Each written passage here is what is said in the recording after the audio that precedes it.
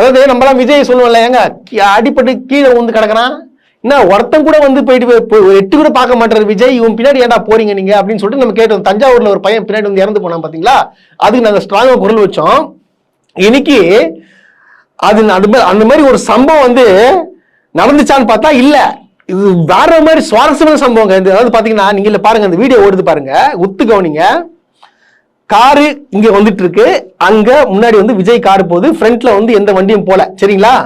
இப்ப என்ன ஆகுதுன்னு பாத்தீங்கன்னா, சைட்ல இந்த வண்டி வரும், டூ வீலர் வரும், சைட்ல வந்து அப்படியே அந்த வண்டி பின்னாடி மூவ்மெண்ட் ஆகல, வண்டி எல்லாம் மூவ் நின்றுச்சு. இந்த டூ வீலர் வந்த உடனே எல்லாம் வண்டி நிக்குது, நின்ற உடனே அப்படியே நைஸா அப்படி கீழே விழுறாங்களாம்.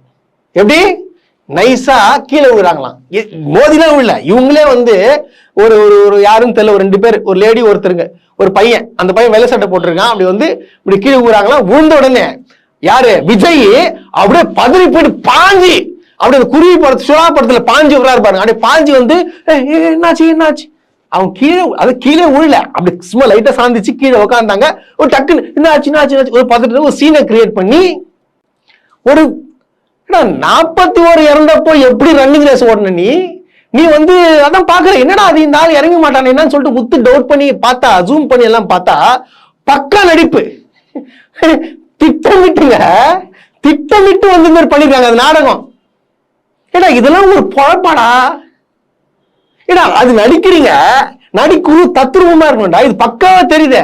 ஏன்னா பின்னாடி வண்டி நின்றுச்சுங்க, நீங்க பாருங்க, பின்னாடி வண்டி நின்றுச்சு, இந்த டூ வீலர் போகுது, போன உடனே லைட்டா அப்படி சாயிறாங்களா, உடனே ஒரு எதிர் குச்சி வந்துடுறாராம். நம்மள டென்ஷன் கொடுக்குறானுங்கப்பா, எப்பா என்னால கண்ட்ரோல் பண்ண முடியலங்க. பாருங்க எந்த மாதிரிலாம் ஒரு ஆக்ஷன் பண்ணணும்ன்றது சினிமா கூட்டங்க, அது பக்கா சினிமா கூட்டம்.